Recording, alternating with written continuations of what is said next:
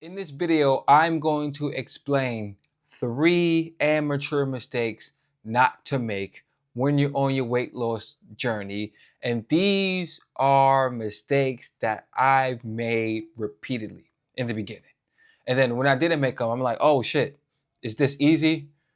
Felt like an idiot because it's simple. It's simple, but it's so important that if you make these mistakes, you're going to be in a cycle a cycle of not getting the results that you want as far as when it comes to weight loss. So now, without further ado, let's get into the first thing. The first thing is underestimating calories by not tracking them and not counting calories. When you don't count calories, you don't have as a control over your diet as much as we need to have. We haven't before we embarked on this journey, we haven't been turning the foods around and weighing them and getting the proper serving size. So from younger years all the way until whenever you decide to go on this journey, you have a skewed view of what portions are and what calories are because you just haven't been weighing food. So by not weighing the food and by winging it, and by, okay, looking at this and saying, hey, this is 800 calories, let me dock it in, you're going to be inaccurate. And a lot of times, well, majority of the time, you're going to eat yourself out of a calorie deficit by the end of the day, but think that you're on track. And then after a week or two, when you're not losing weight, you're going to be like, fuck this shit because it's not working. So by tracking your calories and making sure that you're hitting your target calories, you're going to lose weight and make sure you lose weight all the time. When I started tracking my calories and started taking the portions that I was getting and weighing them out and embarking on that, I started to realize like, hey, this cup of barbecue sauce is not 20 calories. This shit is 200 calories.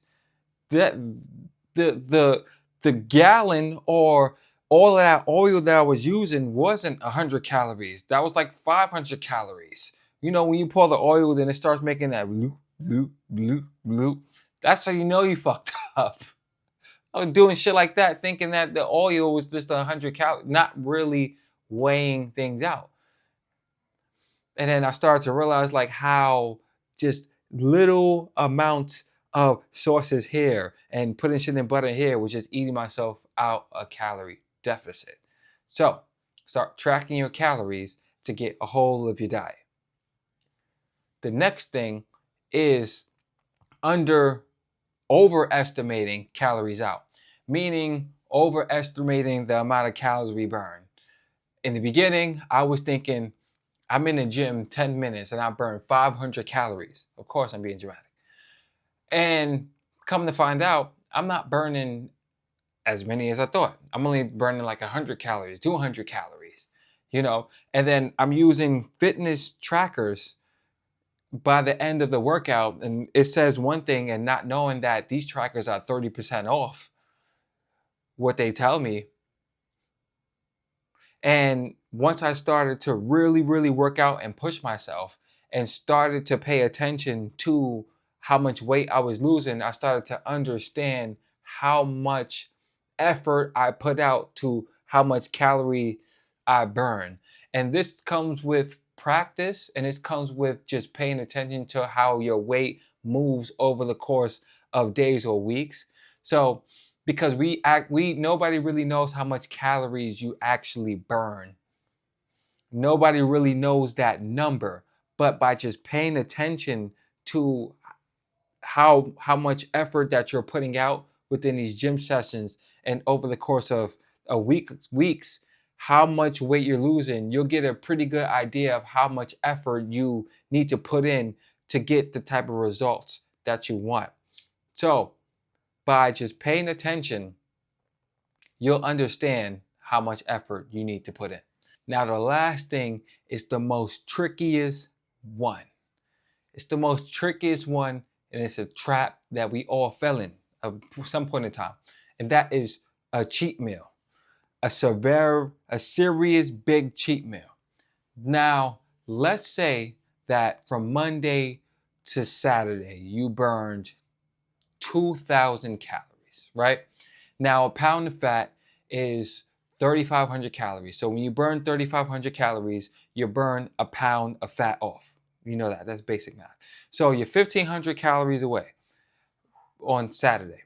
And then Sunday, your original calorie count was 2,000 calories. And then now you have a pizza that's 2,000 calories, some Domino's. And now you ate 4,000 calories. So what happened to that 2,000 calories that we worked to burn from Monday to Saturday? It's gone. 6 days of working out is gone just like that because of one big cheat meal. This is the trickiest one, and this is to be the most careful about, because if you have too much of an extreme cheat meal, you can wipe out the progress that you had previously. And let's say a person only goes to the gym twice a week, 3 times a week. That's probably less calories that they burned, maybe 1,000. So now you have that 4,000 calorie day. Now you set yourself back 2 weeks. You can really, really fuck shit up by having an extreme cheat meal. Now, what I do is if I want to have a cheat meal, I'll make sure that's the only meal I have that day. That's the only meal I have that day. So I'll diet from Monday to Saturday, let's say, and I'll burn 2,000 calories. And then on Sunday, I will go to the gym and I will burn some extra calories that I can contribute to that cheat meal. And then I'm in a 500 calorie deficit. So that's 1,000 extra calories. And then I have 1,500 extra calories from my natural normal diet. So now I have 2,500 calories to play with. And then I'll have a few little protein snacks in the beginning of the day, because I know I'm gonna have this big cheat meal later. So by the time I get to the cheat meal, I only ate probably like 700 calories, and now I have about 1,900 left to indulge in calories. So that cheat meal, me eating that with 1,900 calories left, won't do anything that day. And that day I just ate at maintenance. So I didn't backtrack anything. I just canceled out that day. I hope that wasn't confusing. But to make it to say it in simplest forms, that day I just ate at maintenance. I just ate at maintenance calories. So to reiterate and to go over this video. First one was just underestimating calories. Track your calories and get more a hold of your diet so you can have more control and you can lose consistent weight loss over the course of the next months. The next one is overestimating calories out.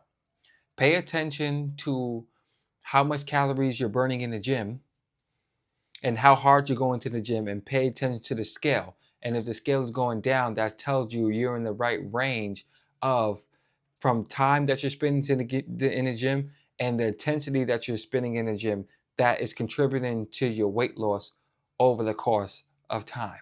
And it's also heart zones, which I'm not going to get into that, to where it's just like heart zones of heart rate that contributes into the intensity level, which I'm going to get into that into later videos. So just pay attention to that. Now the last thing is what we were just talking about. Don't have any too extreme cheat meals. If you want to have a cheat meal, I suggest that be the only big meal of the day, and try to preserve as much calories until later that day. So when you eat that treat meal, it's not It's not taking back all of the hard work you did the days previous before, and it's just canceling out that day and you're eating at maintenance. I hope this video was helpful, and if you guys are still watching, you could watch this video on the screen that I'm gonna post somewhere, and it's discussing how when you eat a meal before bed, how it doesn't contribute to weight loss at all. And also, you can, in the description, there's going to be a link. I do personalized coaching for everybody, and hit me in the link, and thanks for watching.